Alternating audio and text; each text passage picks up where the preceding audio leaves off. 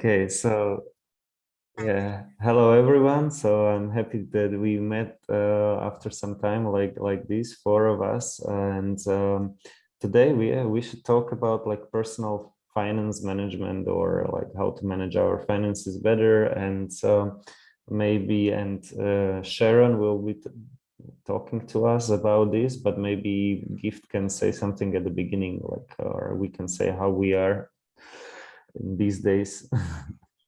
Okay. Thank you, Jakub. So it's nice to see you again, guys. Since last time, I think it's been a while for us to see Leah, but at least you had already keep in touch with Sharon. So Sharon, I think she'll talk about saving. We had a couple of calls some time back, and she was talking about how to do some saving, how to have some discipline in saving. So I found it very, very important and very helpful. And I thought it would be nice if she can share also with us and maybe other people outside there on how to go through that process of saving, because I know savings something hard for everybody, for me and everybody outside there. Yeah. So okay, maybe I can introduce her also. Like Sharon, she's a professional nursing researcher. But she can introduce herself also on that. And of course, we have Leah, also psychologist, and then we have Jakub, financial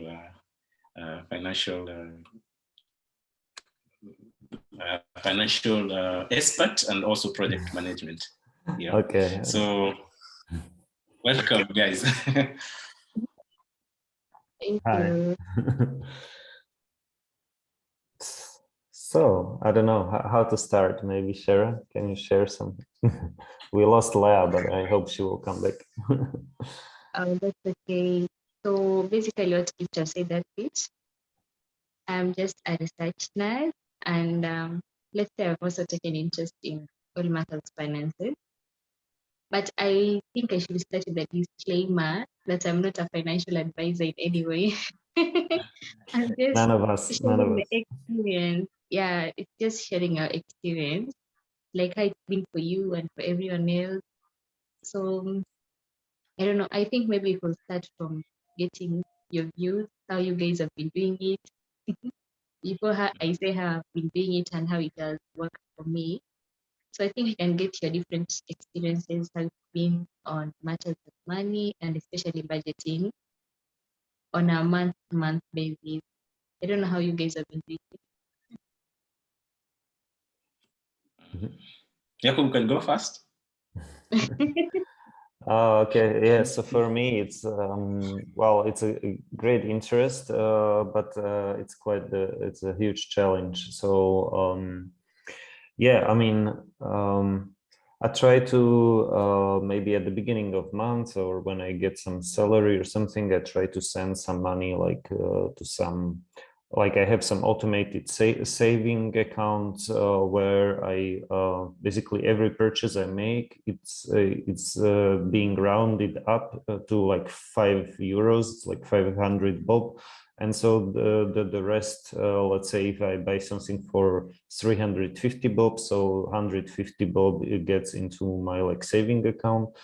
So that's like one way, and I'm also trying to send some money to, let's say, we talked about crypto last time, so I buy like some small, relatively small, like few thousand bob or something like that, like so like a few tens of euros I try to save. Let's say I purchase like Bitcoin or Ethereum, like let's say 20 euros Bitcoin, 20 euros Ethereum, something like that. So but I have a big problem, or maybe I'm getting better this year, but maybe COVID helped as well, because there were lots of lockdowns, so we didn't go out partying so much, or not just partying, but going out with the family and buying like even like a soft drink or non-alcoholic beer or something like that, just like some cake or whatever. And so we didn't do this, and we managed to save up some money. But over the summer we spent a lot, like, so it was like, yeah, I'm not really that successful. I mean, I know that there is this movement of like financial independence, retire early. So it's like FIRE, that's the acronym. And there is something like Mr. Money Mustache. It's another kind of thing like that, or kind of connected to it. And basically the movement is about like, if you increase your rate of savings, you can retire much earlier. So that's like what I know, but I know it, but the practice lags behind. So I'm really very terribly bad at saving. So, and it cost me a lot, because I didn't save up even for my taxes one year. It was 2016, I think. And then I had to spend some money, and basically I had to sell some Ethereum back then. And if I didn't need to do it, I think I would be much better off. So it was like, it's kind of like a experience, something to think about, because I had to like sell a lot just to pay my taxes, because I paid like once a year as like a small entrepreneur I was back then. And looking back at it, I don't know, I think I still didn't learn my lesson. So I'm still far behind in savings. So I would like to get better. Like, I mean, this year it was better, maybe because of COVID, maybe also because of I made some small investments, and they like kind of brought me some unexpected returns. So it was good. It was not too much, but it was quite nice. But otherwise, yeah, that's me. I know that I should have like maybe a backup money for like a couple of months. So maybe ideally like 6 months or even 1 year, to have some kind of some savings cushion in case of income, loss of income. And so, and I also know that, or kind of understand or understood this year, that like financial independence. So like financial independence is like upstream of ideological independence. So if you want to be like a free thinker, or like kind of, I don't know, internet philosopher or whatever, you need to be financially independent. So kind of, or at least more independent than before. So that, yeah, that's me. Sorry for taking too long. Okay. And that's pretty nice. I think that's a nice experience. So maybe you can hear from Gibbs too. I think I'm the terrible one here. I think I've not saved since since I started working. That is since 2014 until now. I'm struggling to save. Okay, but I think in 2020 I had to train myself how to save some money. So I had to approach one of the banker in Voi, in a bank called Diamond Trust. So I went there to open an account. Then she started advising me, like, it's good to start saving, and you can start saving through insurance company. Like this amount of money you submit to them, and then in the next 5 years you'll have this amount of money with some interest on top. Like, for example, 4 to 10, it varies. So I started doing that, but I think I had a higher goal.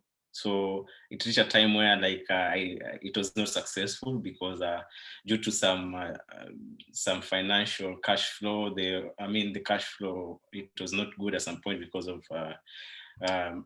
less jobs that I used to get before. So I had to stop at some point, because I used to pay a big amount of money to that insurance company. So I could not afford at some point and that's a contract. So, and it's like 5 years contract. So if you don't do this, then there's some implication, there's some consequences of not doing that. So unfortunately, like I lost those savings that I had saved with them or submitted with them. Like it's a big amount, of course, like almost like say 2,000 euros already. So I had to incur that loss because I've not finished the contract, 5-year contract, and in the agreement, if it happens that way, you have to lose that money. So I had to lose that money because of that. So it's painful, but yeah, but I learned also from that. So it's good to not to put a lot of money because you have that money that time, but it's good to save a little bit, so that when it reaches a time whereby you don't have that money, I mean, when you don't have that a large amount of money, you can still save the small amount. You can manage to continue saving the amount, So yeah, that was a sad experience for me. But yeah, I was also interested in cryptocurrency. So right now I'm trying to put my money into cryptocurrency, and I wish I'd put that 2,000 euros into cryptocurrency, and I think by right now it could have maybe gained some good profit, or maybe not, but at least I will still have my money in cryptocurrency. Than right now I lost it. So yeah, it's been hard, and I'm still learning. So at least I had some call with Sharon, and she gave me some also a little bit of tips, and today I'm also here to learn more about savings. It's hard, I know, but I know after this, I'll be able to know some more tricks of saving. And maybe Leah or Sharon, what is your experience like? Okay. So, Yeah, but Okay. Okay, yes, Sharon. yeah, we're waiting for experience. Oh, my experience. Okay. Yeah. Me and savings. I think I'm not doing so bad with my financial management. My saving journey began, I think, when I was in campus, because cumulatively, I will do like, I will shop for my entire semester, like, like bulk shopping.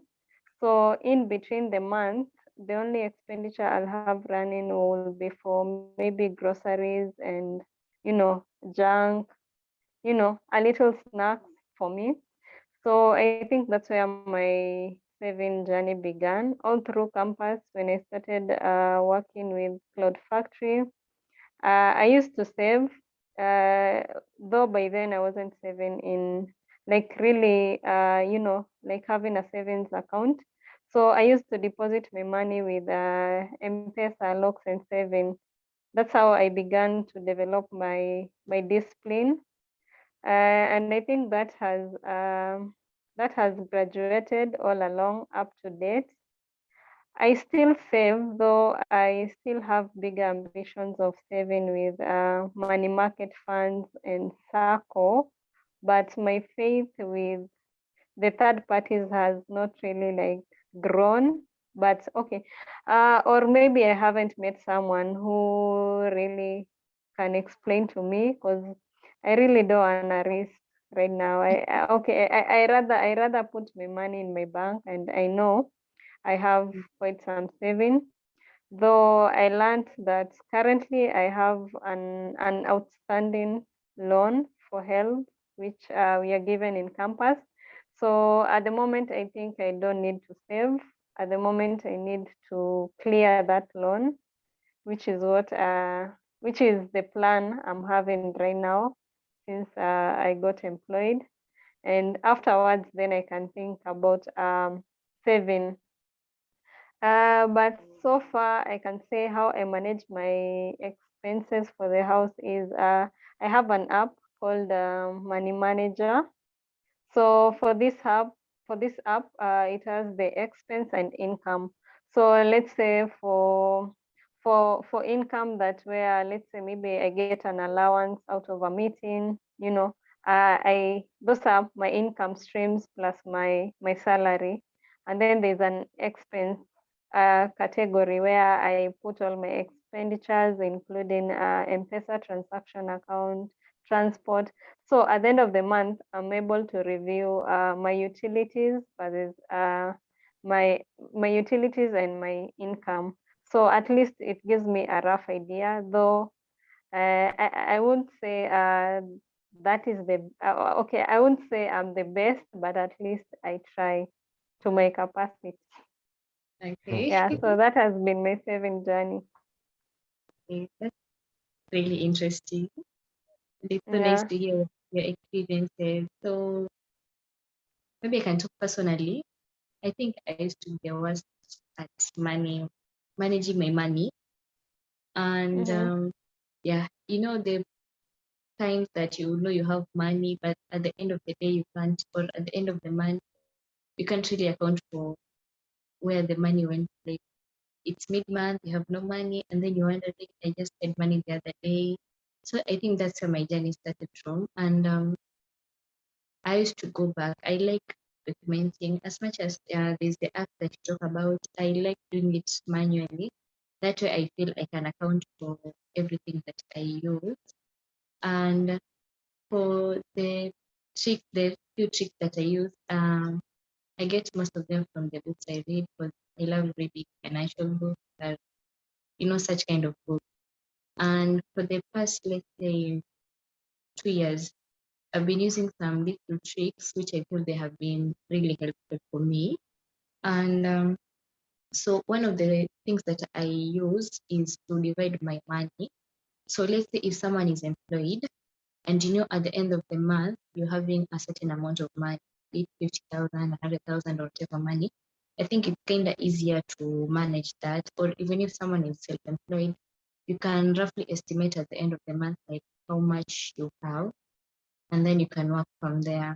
So personally, this is like whatever I'm going to share, let's say it's something personal or something that I have been using that has been working for me for, quite some time. And I think with discipline and, trying each time, regardless of how many times you fail, you get better with time.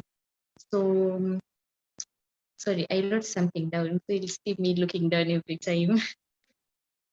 So, personally, I got my insights from the book that I read. Maybe if you guys also read books, like you can share like whatever books you guys read or financial, that kind of stuff. So personally, I divide my money in percentages. If at the end of the month I know I'm getting a certain amount of money, I try to divide it in percentages, and I don't divide it like after I have gotten the money. Let's say after I get my salary, I like to do all those calculations before I even get the money. Like if it's around almost end month, I like doing that. So that when the money comes in, I already know maybe a certain percentage is going to something and this percentage is going to something. I feel it makes me personally manage my money, because if I don't do that and the money comes in, then I start using it in small expenditure here and there. You might find yourself even you have used all the money before you've even planned for it. So this roughly is what I've been using. So I basically divide my money in percentages. First of all, I am a Christian, so I have my 10% of tithe. So that's the first thing I do. And then secondly, I have like Yakub was saying, people are trying to retire early right now. No one wants to work till their retirement age. So like I have a small retirement plan. So which I got an insight from a book I was reading. It's nice to know like when do you want to retire. People might be saying I just want to retire early, but you don't know how early you say. So maybe someone's early is 40, another person's early is 30s, another person's early is 50s. We all have different times. So if you know when maybe if you're planning to retire early, or rather even if you're not planning to retire early, or you want just to have a retirement plan, it's nice to know like when do you want that to happen? Is it in your 30s? Is it in your 40s? Is it in your 50s? that way it will help you to know how much money you're going to save. Because if you just save aimlessly, you won't know how you reach your goal. So personally, I have like a default saving. So I talk to my bank and they know about my different savings. So let's say around 2nd of every month, they just deduct every month, they just deduct the amount, the different accounts. So like if I have a major account in, let's say Equity, or if it's in KCB, you have this small the sub accounts. So that way you won't have to do the many transactions. I find it easier for me because I don't have to do the many transactions. Maybe put my 10% to M-Pesa, another 10% to KCB, another one to Chatted. So I have opened like small sub accounts from my main account, and my bank knows that as every 2nd of each month, they have to deduct the amount. So the first one, apart from the type that I put aside, I also have like a 10% of, it's a default saving. So that's my retirement plan, like 10% of my income, any income I get. But mostly this is for my salary. So 10% of my salary, it goes to my default saving account, which is majorly for my retirement plan.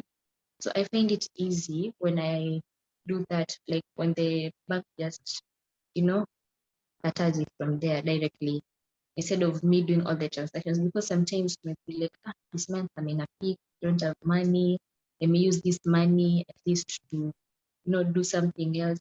But when you let the bank do it, it's easier for me that way, because if I let the bank do it, I don't have, I won't have the time to even like take off some money from there and use it for my own stuff. You see, so it's been really working for me. So that's the second thing I use, the 10%. The other thing is my living expenses and my wants and needs. That's where they fall in. So I was reading a book. I think if you've read books from Robert Kiyosaki. Maybe anyone who has read his book, The Cash Flow Quadrant, Rich Dad Poor Dad. It's like Poor Dad, Rich Dad, or something like that. Yeah. I haven't read it. You haven't read it yet? Okay, so it's a really nice book, and so one way, like if you're planning for your future, you try to live, maybe you don't have to really live beyond, like below your means, but at least live in, if you can live in 40% of your earnings, I think you are in a good place. So basically I put my living expenses at 40% of my income. So that's for grocery, for my internet, for electricity, and all that stuff. And at the 40%, so 40% takes care of all my basic needs. You see? So if I have to pay for water, if I have to pay for the electricity bill, my my TV, my all that, it goes under the 40%. So I try as much that everything fits there. So but there's no fun in saving if you can't also have fun with your money, right? So for me not to make my savings so boring, I have also like a 10% somewhere under the whole thing. So 10% is for my one. Maybe I might want to go shopping for something I liked, or I want to go out with friends, or I want to go on a small vacation or a big vacation, whichever the case. I have the 10% for that. So I think that it's been helpful for me, because there was a time I was much of a spendthrift. I'd go out with friends, have fun, or I'd go out for shopping for my own personal stuff, and I'll overshop or overdo, you see. But having this 10%, it's kind of keeps me in a box. I know I only have this amount of money to use, so there's no in a month I can go beyond this amount, you see. So it's been really helpful. So like how Yakubi, you were saying for your tama, like how you guys spent a lot and all that. Yeah, so this comes in handy for me, because if maybe I plan to go out with friends, at the back of my mind, I know how much money I'm supposed to use, like for that month, so I cannot exceed that percentage. And if I am shopping maybe for clothes, or if I'm shopping for something I liked, I know at the back of my mind, I have a certain amount that I should use. So it kind of motivates me in a way, because I know saving can be so boring and budgeting can be so boring, and you can kind of feel like you're fixed or something. But doing this also keeps me, motivated. At least I know, apart from all these savings, I can do this for myself and live and, have fun while still saving. So the last thing I also, my last subdivision is 30%, which goes to my investment. So initially I used to do 20%, but I keep changing my budget to be, like as time goes by, you see what needs to be deducted, what needs to be added that way. So initially it was 20%, sometimes I do 30% depending on that month. So for investments, now I invest now in different things. Like I am a small scale business owner.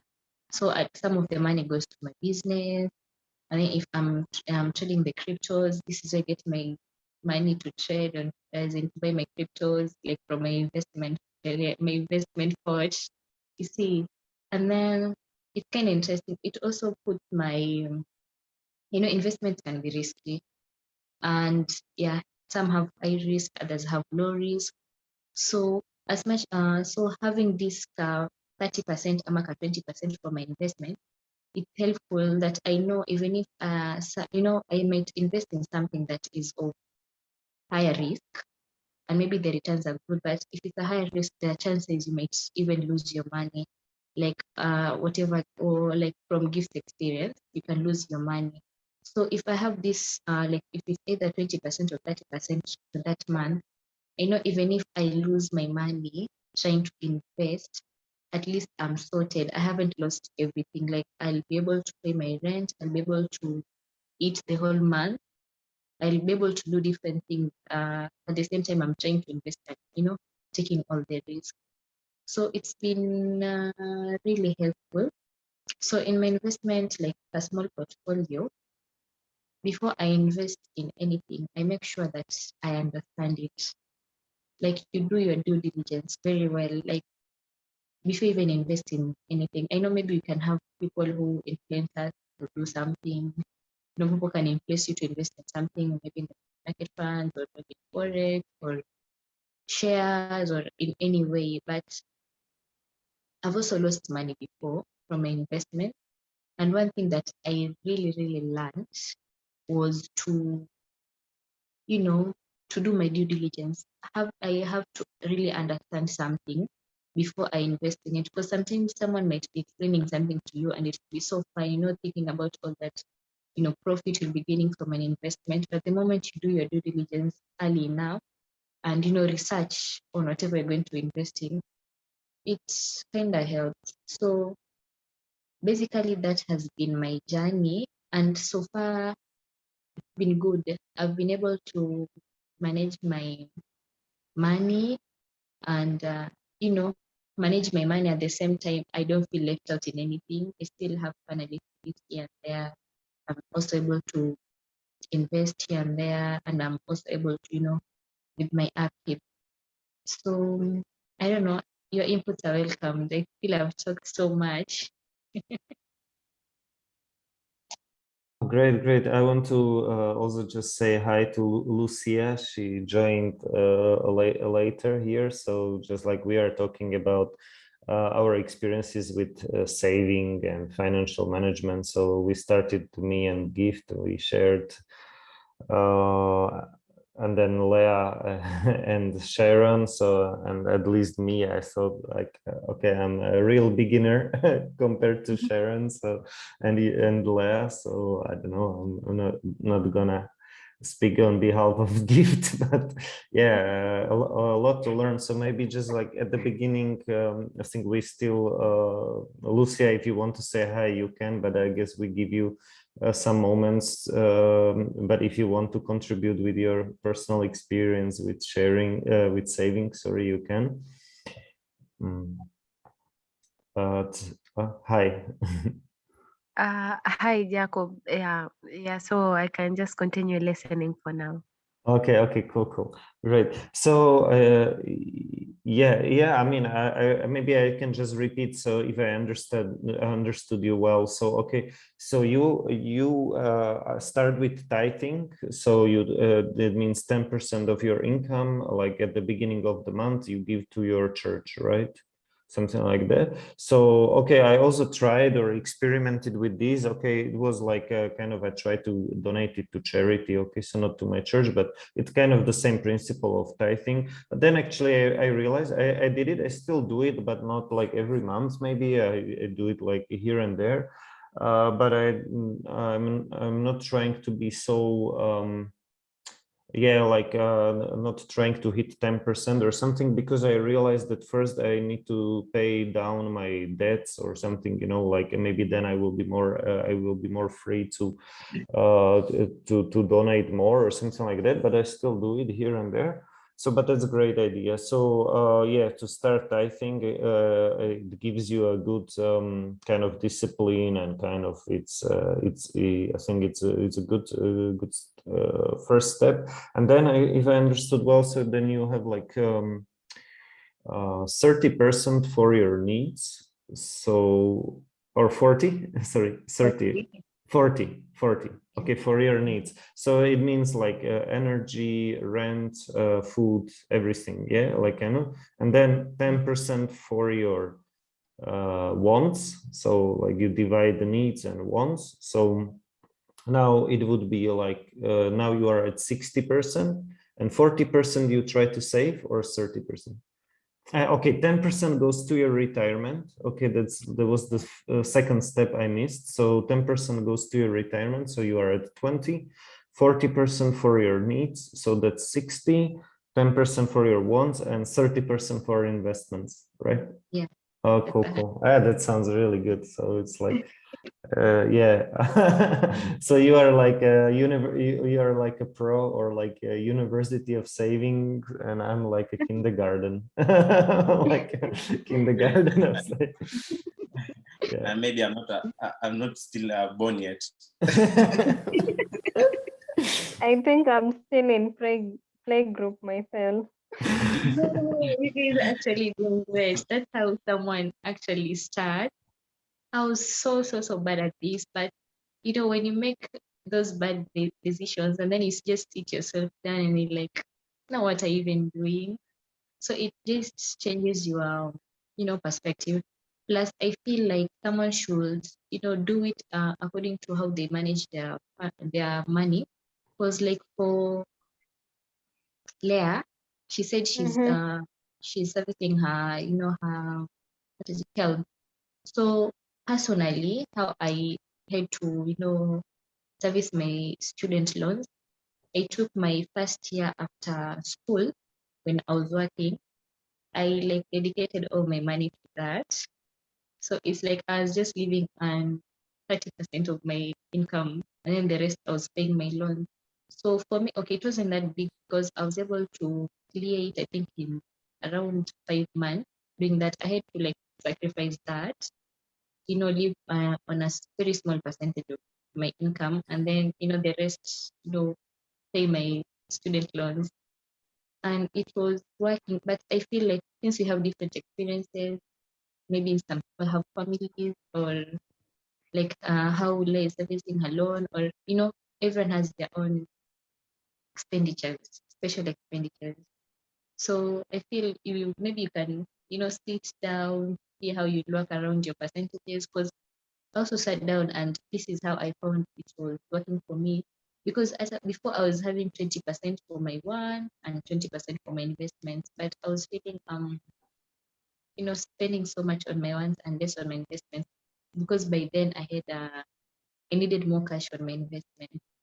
So I kind of changed it to 10% one and 30% investment. So you can just maneuver around it depending on your needs, I feel. Yeah. Oh. I like the point Yeah. where, like you said, it's good to do your own research in terms of investment, like not to lose money, because yeah, it's true.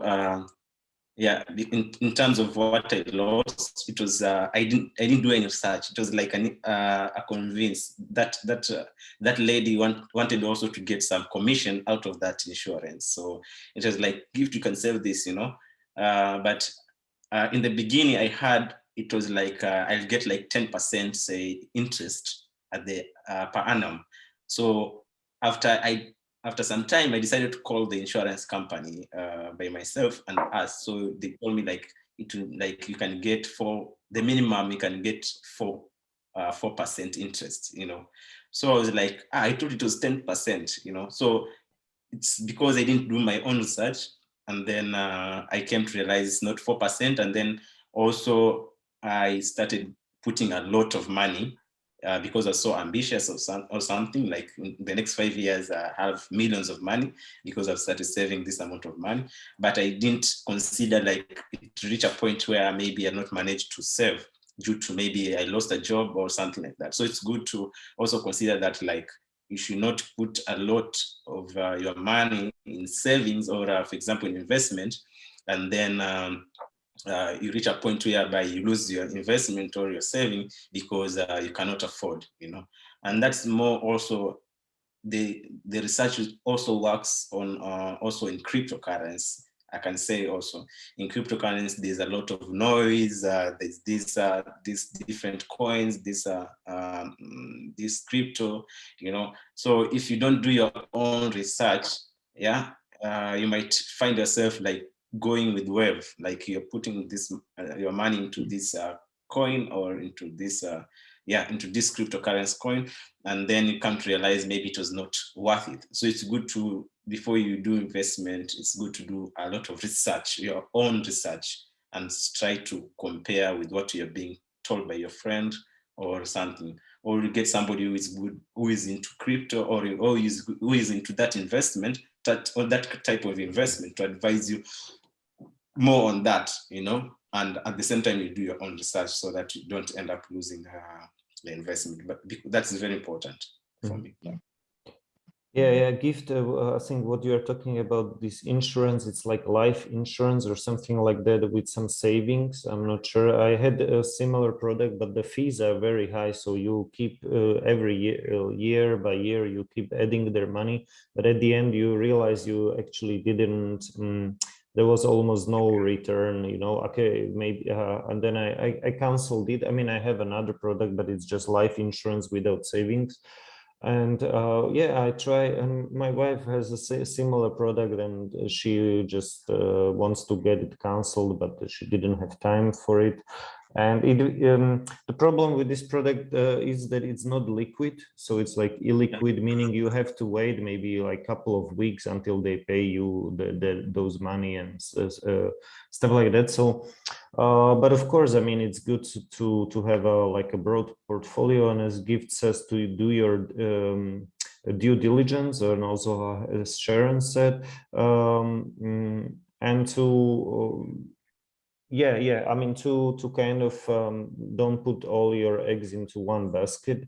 But regarding like crypto or something, of course, like I think the like no option, or like the default option would be just like to put like the money that you can afford to lose. So like just some small money into Bitcoin, then maybe Ethereum, and all the other coins, maybe just like really just small money, even much less than into these two, and then Gift, maybe you are more experienced with it now, but also what you would need to do is like to practice also market timing, but this is like difficult. Okay, so due diligence is one thing, but then what you could do is like you can just what they call hodl, or like hold those coins, just forget about them, keep them like a few years or something. So because if you do like day trading, you will again lose a lot of money on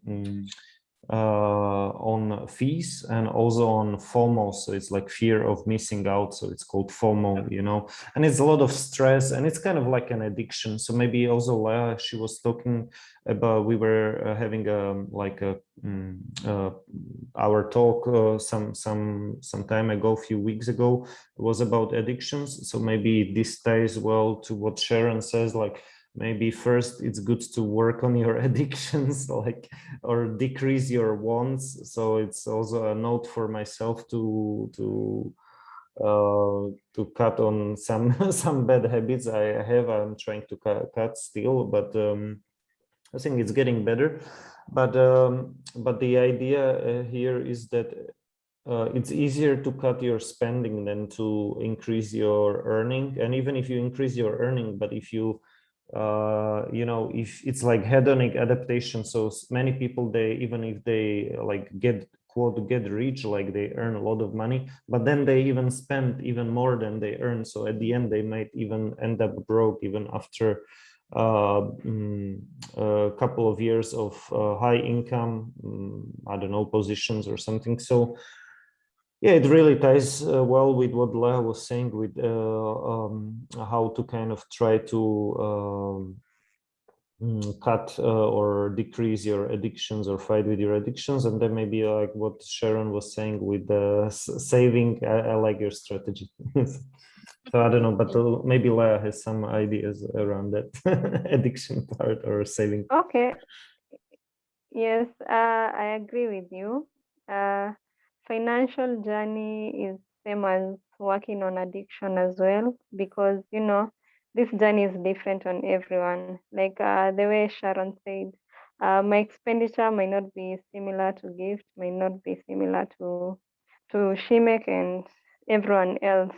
Even my own brother, we cannot have, you know, the same financial journey because our ambitions and goals are different. So I think there is something we really get excited, especially when we are called upon maybe to, you know, maybe you want it's about a life policy, it's about a medical policy or an education policy. The only thing that we rush to is just to sign the contract, just because you are told you're gonna earn maybe, let's say, 10% out of it, or you're gonna get a bonus of something. The point we miss out is to go thorough through the contract and know what it says in the event, let's say, because okay, let's say for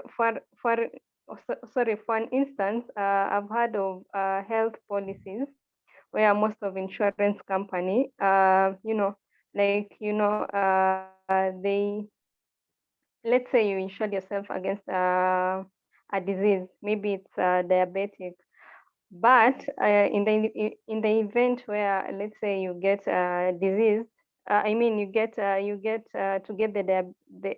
you get to be diabetic, they tend to, you know, to say, you know, this is genetic, so we didn't insure maybe, you know, genetic disease. You know, it's a kind of way they want to maneuver from covering you with the policy, yet you've been paying for this policy. So I think, yes, so I think this is something I'm really intentional towards. If I know I'm gonna take some cover or some policies in future, but I really want to do my due diligence, because most of insurance company out here, they're really out to make money for themselves. They are not at the benefit of their client.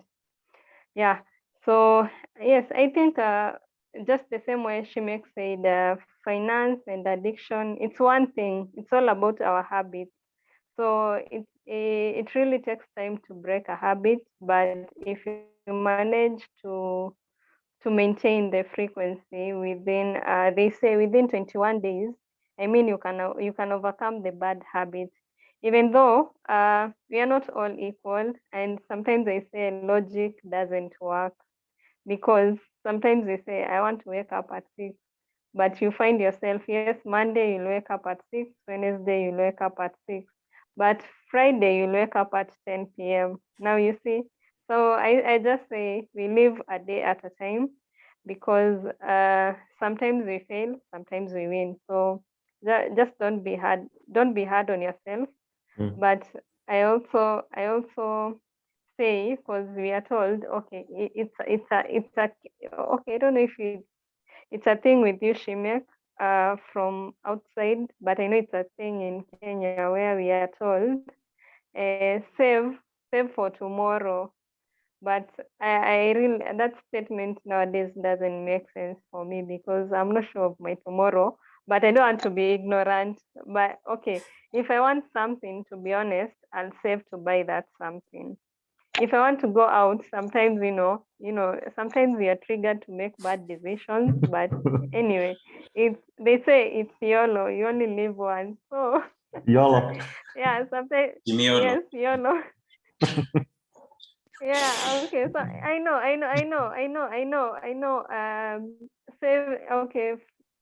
Saving is hard, to be honest. It's one of the thing, I don't know, most of everyone, I think everyone struggles with savings. But at least if I have something that I'm sure, if I have something that I feel tomorrow it will sustain me, at least I'm okay. I don't want to be a millionaire, to be honest. I just want to have enough for myself, and at least to be able to meet my needs and my family, and maybe help one or two, three. I think that is the life I want for myself. I don't want to be a millionaire. Yeah. Maybe just to comment on what Leah said. Yeah, I think it's good to save, general, but also this different stage of saving. Yeah, of course. If you can do saving into, for example, a saving where it can continue giving money, it's good than a saving that's, say, for example, that money sits on the bank. Because also you consider the issue of inflation, or like in 10 years, what will that money value also if it remains the same. But if you have like a good saving plan whereby, or for example, like say Old Mutual, like that money you are guaranteed, okay, they're gonna put it in, for example, in the investment, but it's going to give you some interest at the end. But it's not a locked saving whereby, for example, you're locked with a contract to say 5 years. Yeah. So you have to wait till 5 years for you to maybe get that amount of money. So it's good maybe to have a saving also which generates its own interest, but it's not a harsh saving whereby you might lose your money if you don't continue putting that amount of money in your account. It's almost the same as the insurance, for example. And for the case of insurance, it's true. They're after making money. They're not after the customer. Because for the case of this insurance company that I had, there's a time I called them. They were not even picking my call. They were just rude, and it took me like several calls and several maybe so many days to follow up with them, and they didn't give me a good customer service. Yeah. I mean, so it's like it's like a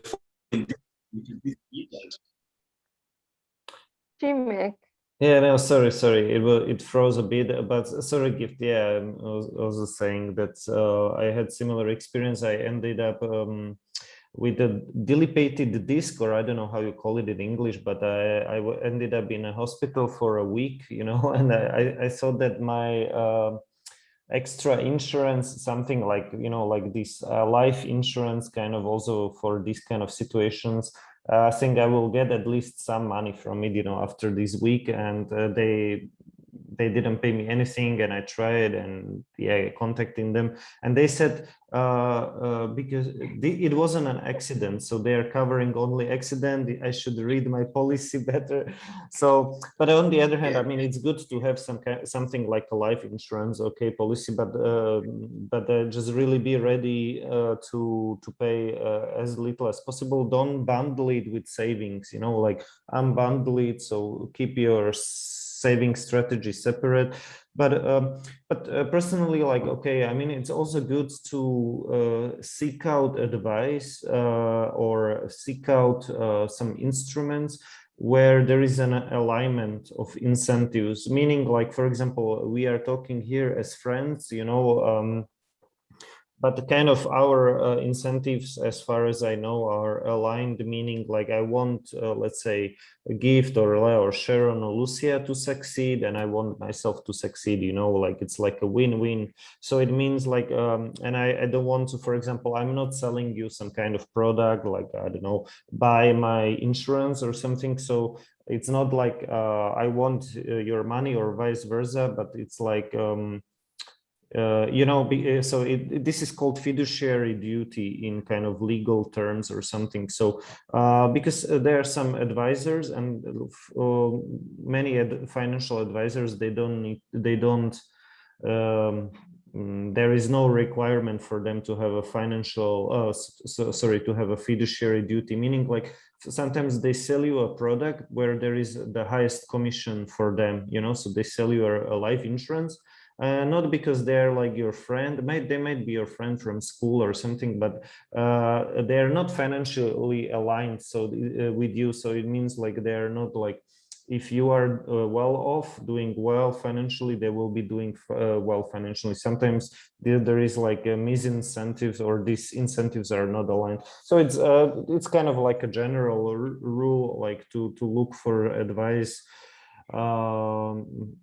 or it's a kind of like an ideal to have this fiduciary duty, you know. It's even like with Facebook and something, it would be or other social media, it would be much better if they had like a fiduciary duty, or if their incentives would be aligned. So the more you spend, let's say, on Twitter, the healthier you would be, or the more you go to this restaurant, the healthier you would be. But it's not the case currently. So actually crypto can change it somehow. It's at least in a long term, maybe not short term. And of course, there is a lot of scam and a lot of like this fear of missing out, and a lot of kind of bad behavior also in crypto. But like the underlying logic of the innovation is such that actually it can help you as it can align various people, like, let's say, and they can create communities, like you are hodling, meaning holding this kind of coin. And there is some kind of proof that you are serious about, let's say, building some kind of community or something like that. So, but generally, sorry, this is too abstract, but I have this kind of I follow this idea of it's called like optionality, meaning that you should have many options or diversify your portfolio. So it's something like having many apps, you know, like you have not just one app to call a taxi, like a Uber, but let's say you have Uber and Bolt, at least here in Slovakia, and some other apps. So if one app is busy, at least you know, like you diversified your portfolio. So it's something like what Sharon is doing, if I'm correct. You have like more bank accounts, right, or something like that. So you don't keep all the eggs in one basket, right? Something like that.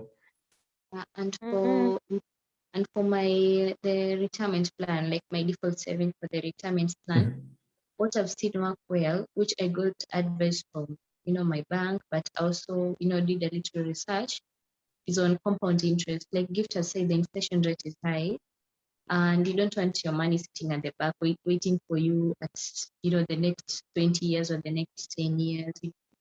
So what I've seen work in a way is you know, talk to your bank about the compound interest thing, savings, which they give you a better interest and a better return compared to just savings. And another thing, maybe for short term, like Claire was saying, the money market fund, it kind of works, but it's also kind of, you know, risky depending on the company you're going to use. So you also do your due diligence for that too. So maybe if it's for a short-term investment, you know, for change here and there, and you're looking for somewhere to invest it, you can put it in a money market fund. It's a bit safer than other high-risk investments. But for the long-term investment, especially for maybe you're saving for a retirement plan, I've seen the, you know, compound interest working well. because it has kind of nice returns. Yeah. I want to just flag what Sharon said, that compound interest, it's like the main idea here. It's like the holy grail of finance or something like that, you know. It's like compound interest. Yeah. So yeah, I know that it exists, but I don't know how to figure it out practically, you know, like how would you do it, you know. Maybe yeah, but yeah, I have also like a retirement. We have like a government retirement program, like compulsory social benefit kind of scheme, and then it gets split into also private retirement, and then I have some like some stock kind of, or index fund, actually index fund, and of course it's I guess also they're working with this compound interest. But what I do personally, I have like one app. It's but I think I checked, it's not available in Kenya, but I maybe will have alternatives. So, and I can also buy crypto with it. It's called actually a Revolut. And it's connected with some bank, some Lithuanian bank, but you can also buy stocks, so fractions of a stock, and you know, you don't need to buy the whole stock. So I buy, for example, like a part of Tesla or Facebook or stuff like that, you know, like maybe in your case it could be like Safaricom or something like that, if it works, you know. And it's like an app on your phone, and you can buy, let's say, like for 10 euros or like 1,000 bob, you know, or something like this. So you don't need to buy the whole stock, but just like a fraction of it. So I have a couple of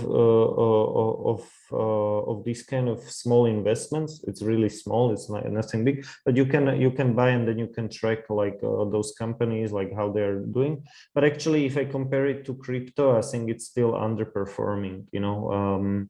But it's definitely good. So yeah, and then of course there are some silly things like but I think it's not even part of this conversation. Like what Gift probably is interested in is like this Shiba tokens, which is definitely not a financial advice, but it's kind of crazy, you know, because we can talk about all these kind of tools, these kind of insurances, and mutual funds and index funds. Actually, index funds are really good and something. And then you have some stupid, silly thing like this Shiba Inu token, or what is it?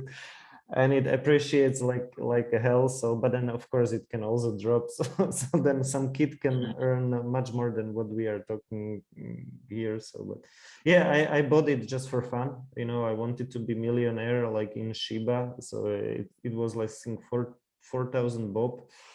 I put it there, and in like 2 days I had like 7,000. So it was like okay, but then it dropped again into like 6 or 5 something. But here the idea, because I learned my lesson back in 2016-17. The lesson here is like just don't play with the money that you can't afford to lose, and just like just don't do active trading because if it's really okay, you can do it, but it's really like it's like addiction. It goes into your nerves and you can't sleep well, and it's not healthy. I did it for a year and I didn't earn almost anything. So much better strategy is just to buy something and hold. And actually what I was saying at the beginning, it wasn't 2016, I think it was 2017. And this is the biggest tragedy of my not able to save well, because I had to sell Ethereum back then to pay my taxes. And actually it was at the time when Ethereum was 12 euros. It was like 1,200 shillings for one ETH. And so I sold like, I don't know, 50 or something. So just to pay my taxes. So that's very, and maybe I kept like 1 or 2 or something. So it's like very sad. And I sold those after some time. So I just have a fraction of it now. But it's very sad story of like not being able to save money. So Yeah, so I think this is like the most important, because if you can save, you can earn as much as you want, but you usually will end up at the same place. Maybe you will have nicer things, you know, but shiny things, after a few years, they will get old anyway. So if you can save, you will just end up broke, or it's much higher chance that, yeah, so yeah, I don't know. I should stop. Maybe I can add also. I can add also, like, Yeah. I can say it's all risky. Yeah, Like everything, it's all risky. So this, yes. Somebody's calling me? Yeah, Lea wanted to say something. yes, I think we are forgetting Lucia. No, but Lucia said that she wants to listen only. But of course, please, Lucia can talk as much as she wants. Okay. Yeah. No, but yeah. So saying, yeah, Lucy, if you want to talk, just talk. There's no problem. Yeah, you can add So your saying like it's all risky, like in anything, you know. So and it's only the risk taker who become successful in anything they do. It's not about financial only, but even in taking anything, you know. So even the point when you are born, it was risky for you to survive also. Like, so, you know, it's not I mean, it's good to take risky for you to be different from others. You might never know, you're lucky and all that. But what I can give an advice on in anything that you're doing, for example, in investment, not just in crypto, don't do any investment also with emotions. If you get into any investment with emotions, that then you might lose that investment, because you feel like this is the best, but you have never done your research well. So you get like, oh, maybe I should get this old mutual investment, you know. Oh, there's this into cryptocurrency, maybe, for example, I can say, in fact, in cryptocurrency or in stock trading, forex trading, it's like, if you get into it with the emotions, then you're gonna lose it, because you'll find different, like, for example, like Yaku was saying, form of fear of missing out. You find like, oh, Bitcoin is going up. Oh, so you transfer your coins to Bitcoin, you know, because it's going up. Then it goes down all of a sudden, because like crypto or forex is like, it's just, it can goes up like in 1 minute, the second second is like down, you know. So you end up losing your value of your coins, just because of that emotions, like, because crypto is going up now, you're transferring your coin to crypto, because now there's Shiba, now you want to buy Shiba, you know. But it's good to risk at the same time, you know, but don't put all your money, as Yakub say, like the money that you have used don't put it in. Yeah, only risk the money that you can lose, but don't. It's called like risk of ruin. So you shouldn't bet with your house money. Meaning, like, yeah, it's just you should have. You should have like maybe a couple of months. Ideally, that's like ideally, let's say 6 months of like some liquid cash reserves, and then maybe what you are investing, it's like okay, or saving, or what you are doing, it's like outside of this kind of like thing, you know. And don't borrow money to invest or to trade and these kind of things. It's like a liquor and leverage are dangerous. That's what Warren Buffett said, like liquor and leverage, and especially if you are investing while being intoxicated, it's also not good. Yeah, it's all you know, it's like I remember this, like I was using leverage maybe after some beers, you know, bought something, and then the next morning it's like, oh, it's down, you know. You even like, you will go to sleep and you see it's down. So anyway, but it was many years ago, but I don't do like active trading or stuff like that anymore. But and also this is this principle is also kind of it's called ergodicity. It's I even don't know what it means properly, but it's very different for let's say you have 100 people who go to casino for 1 day. This situation is very different from one person going to casino for 100 days. you know, like you shouldn't mix the two. So meaning like, yeah, the second case, the one person going to casino for 100 days, he will go broke, you know. It's like and maybe on day 27 or day 2, you know, you don't know, but 100 people going to casino for one day, you know, statistically some might win, some might lose. And so this is maybe similar to this like idea of don't put your all eggs into one basket, but it also means kind of maybe don't do active trading like every day or every week or something, you know, just like buy small, like let's say use 1,000 bob, like 10 euros, maybe put it into Bitcoin, 10 euros in Ethereum. And if you want to go crazy, maybe buy for 1,000 bob or 10 euros, buy Shiba and just forget about it and just like then leave it there. And if it goes down, maybe you buy another after 1 month or 1 year, whatever, but just like don't freak out, don't sell if it's down or if, yeah, and stuff like that. So, but okay, but this is not financial advice, but it's just the Shiba is the craziest thing. Everybody talks about it now. It was like Dogecoin was like a half year ago or something. So, but I would really advise just like maybe not advise. It's not financial advice at all. But what I would personally do would be like Bitcoin and Ethereum, and maybe something else if you are just really crazy or something. Yeah. Okay. Yeah. So in fact, for the for crypto, it's just buy and hold. You know, don't be active. Actually, Jakub, it affected that active trading affected me like in the last month, something like that, because I used to like see like, oh, crypto, I mean, Bitcoin is going up, so I'm transferring and I was not considering now the dip and I mean, Earth and ATL, that is all-time high. And so you might find like I buy when the Bitcoins are higher, you know, all-time high.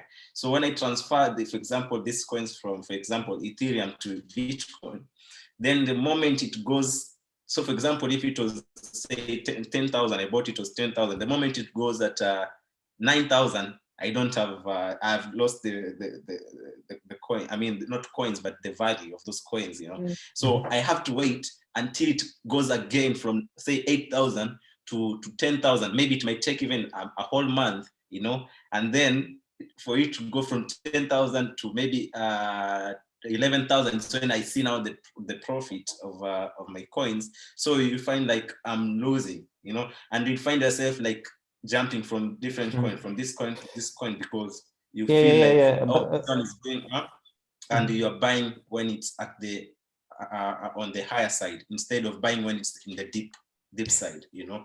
So for you to make a profit at some point.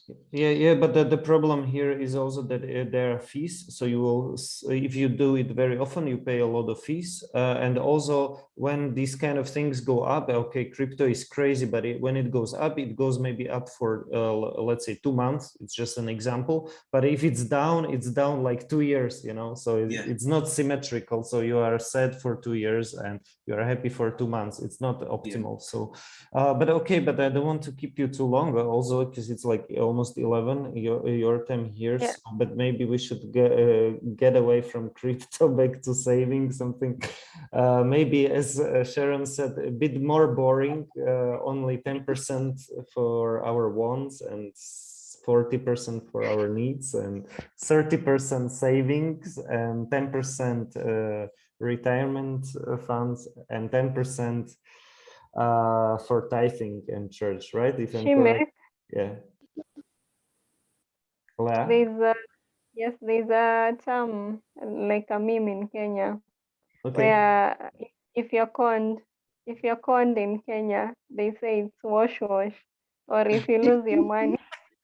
If you're conned, wash. If you're conned, yes, it's wash, like they washed you. Yeah. Yeah, it happens, right? Sometimes. Yeah, I can get into that. I can get into that business. You know, wash. If you give me, Jakub, if you give me 1 million, I can make for you 2 million. Yeah, it's this Nigerian prince, you know, we have these Nigerian scams, they're called, you know, like, I mean, it's been for Even many years. Yeah. yes, even Congolese. Congolese, that's the new Yeah, thing. they are here. They are here in Nairobi. A lot of them. That's what they do actually. Yeah, Yeah, they but call you. also, Yeah.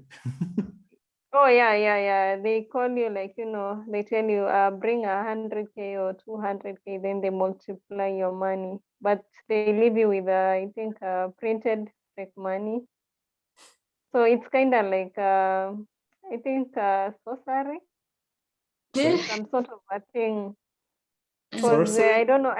Yes, because I think they use some chemicals just that, Ah, you know, alter your brain. So ah. by the time you realize they are gone. Yes.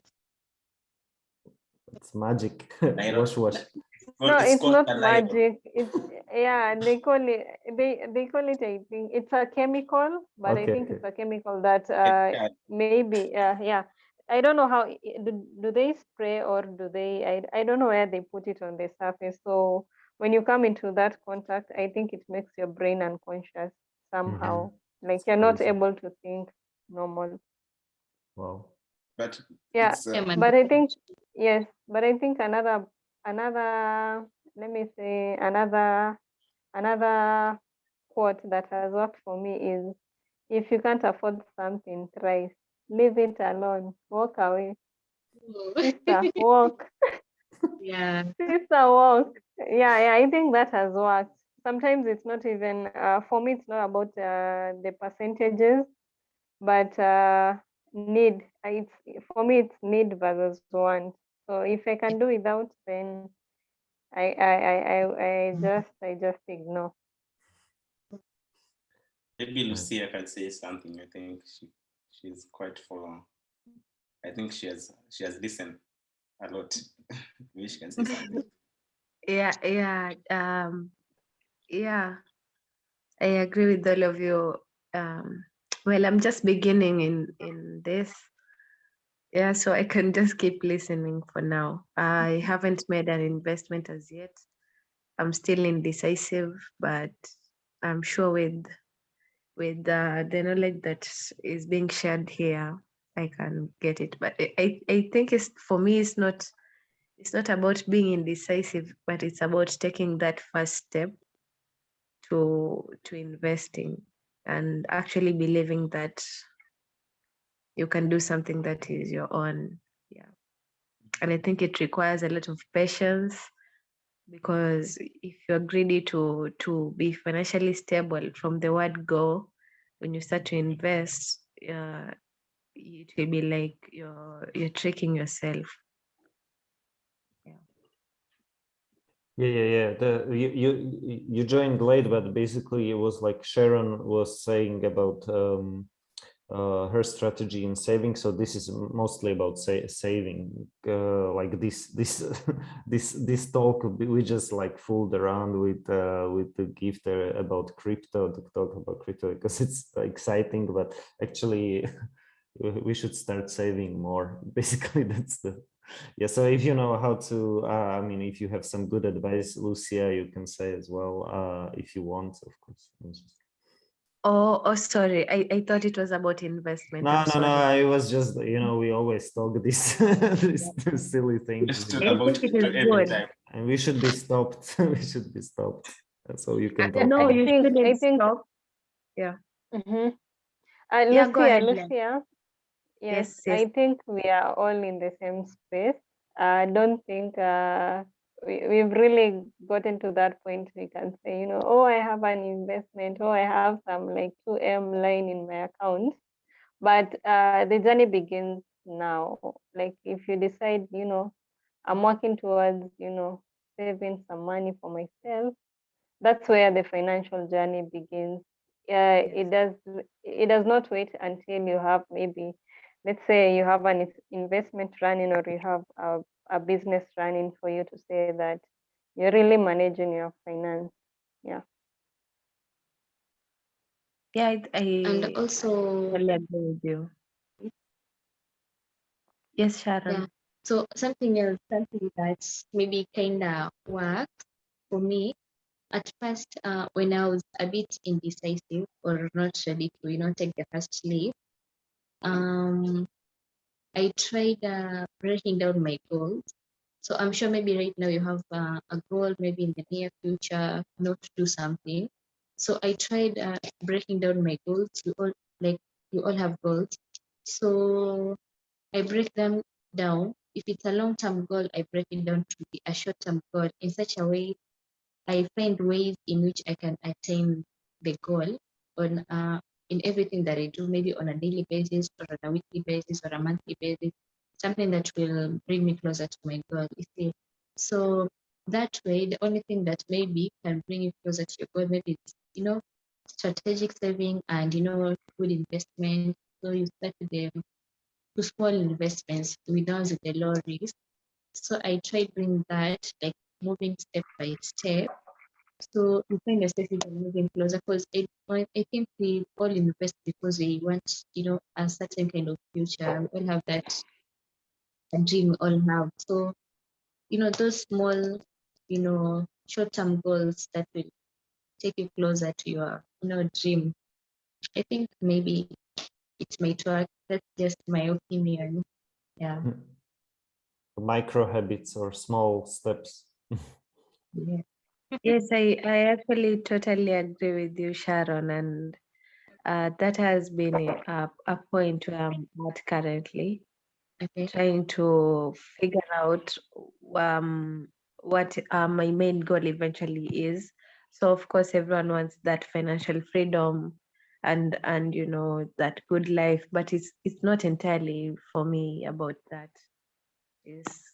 I'm just trying to figure out where my life is heading at financially. Yeah. It doesn't have to always be materialistic, by the way. Some people's goals is just to be, financially free. Have the freedom to do whatever they want. So you just you go, and you'll get there. Thank you. Thank you. Yeah. But about savings, I don't know what I can tell you. For me, I think there's no exact strategy to save. It all depends with the situation you are at the moment and how much you're willing to let go of. So if you have a lot of responsibility, saving might be a bit difficult to you. But if you have less responsibilities, I think it can somehow be lenient to you.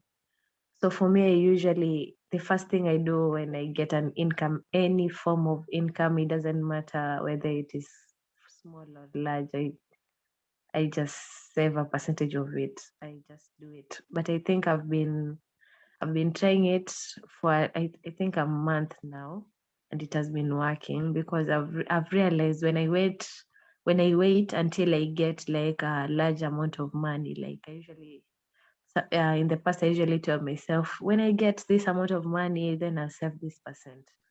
But I've come to realize that even if you get small amount of money, even if it is just $1, 100 shillings, like if you can save 10 shillings, then that's okay. Yeah. It's true.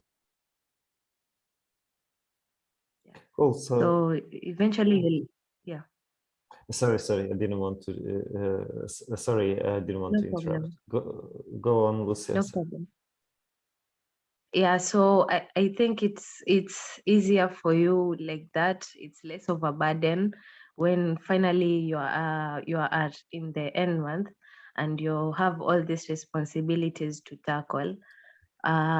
If you've been saving, then it's easier. So I usually do that. Then I usually look at what is the most priority thing for me at the moment. If it is rent, I find a way to pay rent ahead of time. Sometimes you can just bump into a gig which you didn't even plan for, like you just bump into it and maybe it gives you little amount of money. So for me, when I get that, I usually ensure is rent sorted. If it's sorted, then I pay for the next month if I can afford it. If I cannot afford it at the moment, then I add something in the house that I usually anticipate. Like for me, I usually say I cannot start buying some of the things in the house when I have a family. To be difficult. So I buy those things now when I have less responsibilities, as opposed to when I'd be having a family. I don't know if it makes sense. Yeah. Okay. So I think it just depends with someone, the person. Yeah. Yeah, sure. That's why savings is kind of personal, depending on your wants or the kind of responsibilities one has. Yeah. So yeah, but it's a good thing to do. Yeah. Great. So maybe Sharon, some final thoughts, or this was it? Some final words, and then maybe we can say Lala Salama, good night to all, as it's getting late over there in Kenya. So, but yeah. So okay. So I think it's pretty important to save, like we had already said, and try and find something. I think each one of us, whatever I shared is my personal experience from how I am at as of now. But 2 years ago, my saving was different because of the responsibilities I had then. So maybe try to, maneuver and try to fit in regarding your responsibilities, or all that. So if you're looking for a saving plan, work around your responsibility, the responsibilities that you have, try working around them. And I think you guys just do it, and then maybe in the future we can come back here and share how it's been. In a few months we can share how the journey has been, if there's any positive feedback or how it's been, especially for your gift. Yeah, so I think that's pretty much it. I just wish the best for all of you, that this works for all of us. That will be a good thing. Yeah. Thank you. Yeah, please gift. I'll just say I really like your practical advice and the division. I'm still amazed about these percentages. It's like it's like a different planet, but it's great. I mean, I really like it. So yeah, gift. Sorry, go. No, me I say it's all risky. It's all risky. So you should take risk. It's risky for sure. For you to be, What is risky. Even risky? the next moment, you never know when you're dying. It's risky. Oh, Ah. so you What think is maybe you might But die it leaving all your money for people? I agree with that gift. It's all risky. Adulting has been a scam that you are not told. But now you know. And now we know. But funny enough, I was reading a Yeah, quote from so somewhere. Sorry. I was reading a quote from somewhere which says, some of us are scared to save or make some, investment plans because it's scared. Like if she's saying you might die anytime, but whether you die or not, 10 years from now will still be 10 years from now. So what if you don't die and you had no saving plans or anything? You see, so I know it's risky, but it's also good to, plan ahead. Some people have like emergency plans or something. So I think it's really nice to plan ahead, because yeah. 10 years from now will still be 10 years from now, whether you're alive or you're not alive. So we just pray God for the good health and life. Yeah, What of I course, meant, but what I meant with there's also that aspect of, you're only saving for yourself, but you're not considering your generation as well. People in the past, yeah, they started businesses, but you can see like the owner of KFC, aliomoka. Kuomoka is slang for someone assist me. Is slang I mean, for getting rich. Getting rich. Thriving. It's like yes, it's like thriving, or after a long period of being poor, you finally get rich. So the owner of KFC got at that point at 90. So you can imagine all that effort and financial freedom didn't entirely work out for him, but for his generation up to now, it's serving him.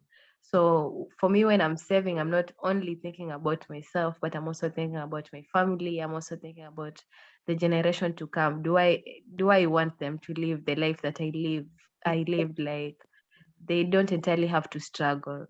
Yeah. So even if you die gift, your generation will continue. No, I think you got me Lucia, wrong. You guys got me wrong. When I say it's risky, I mean it's risky. You should take risk. Like you should not just stay like there, knowing like, oh, if I do this, I might end up losing things. Just take that risk. Of saving, or just take that risk of doing that investment, because you never know. That's the point. Okay. Okay, we get the Yeah, point. also, that makes sense. I like to add the point of generational wealth. Uh, okay, I'm not a believer of not like I don't want to provide for my children. Of course, I want them to have a better life, but I also want for them to work for their own, because they are okay. Some of our family relatives are, I would say, like they just want to be given. They don't want to work, but really they really don't understand the struggle you go through, the sleepless nights you went through. No one understands. So I wouldn't really want my kids or my siblings to look after what I got. I want them to get theirs. For me, that I think that is the value I like to instill to my generation. Yeah, yeah, of course, people have different opinions, and it's valid, but Yes. I think parenting depends with the person, with the parent and the children. But it doesn't mean if you are rich, your children will not have that perspective about financial planning and everything. You could Yeah, be sure, rich, sure. and your kids Yes. could ask you for a credit card or whatever. Maybe they need a new car. Rich people problems. So you can Ah, tell them. You can teach them. You can teach them from a yes. young age. You can tell them. So if this is what you need, then you have to create a budget, because I have a budget. So I need Uh-huh. to also fix you in my budget. So at some point you're teaching this kid at a young age about finances and planning. I think also And my dad used to do that with me. I used to ask him, like, out of the blue, like I just tell him, oh dad, I need these books because we are having KCSE, or we're having a major exam, so I'll need these books. And he's like, how dare you tell me right now, like I have this and this bills, so you need to tell me earlier on. So with time I got to understand, like, whenever you need to purchase something, you also need to plan your mental state ahead of time. You need to make your budget ahead of time, like, I'll need this at this time, so I need to plan for it for then. Yeah. So I think if that's something you can train your kids on as well, whether you're rich or not, they still have those values. Yeah, it's true. And generally, this topic of saving, I think It's it's endless. something which needs to be instilled to maybe future kids, because we are not taught that. Because this knowledge, I know you will not get it in school. I mean, like in school, not to be taught how to save. They teach you how to do say financial documents, so balance sheets, but they not tell you how to go about saving and save. I mean, the educational financial education. You're not given financial education. It's all about mathematics. Like, this is how you can do the balance sheet and all that. But now there's this essential part which we are not being taught in school. So it's good, like, if we can try to also pass it to our siblings or our kids when we have, so that they don't struggle like we have struggled right now, because we thought like it's only school. When you know this balance sheet and all that, you're good in finance, but it's totally different. as for me. Maybe our Yeah. next topic should be on expectations we had after winding or after completing school, because the reality Totally different. That sounds good. the That sounds reality the reality is something Background. different, man. Yeah, Yeah, but you're still young. You're still very early after we are school. still young, but Yeah, but still, it's a good topic. We should do it. yeah, it's a good topic actually. Yeah. Yeah, and maybe Jacob, you can tell us more about your journey from campus and up to where you are now. It was 2009 when I finished, and then I wanted to study PhD for 7 years or how many, and then I was just like, forget it. I didn't apply, or and every year of these 7 years, I never applied, I was just thinking about it. And I was like, another year I missed this opportunity. Oh, another year, the deadline passed and stuff. Yeah, but okay, it's like for another topic, we can talk a lot. Now I think we should just end so you can take a good sleep, because it's very important also for saving and also for working and living. But I think we should end up with Leah's meme from Kenya, what Leah talked about, that we should avoid wash. We should avoid a ruin. Avoid ruin. Yeah. Okay. Okay, guys. So Lala Salama, good night. Yeah. Thank you. Good night. Good night. It's great. Bye. Okay, so Bye. talk to you soon about life expectations after school. Bye. Bye. Take care. Bye.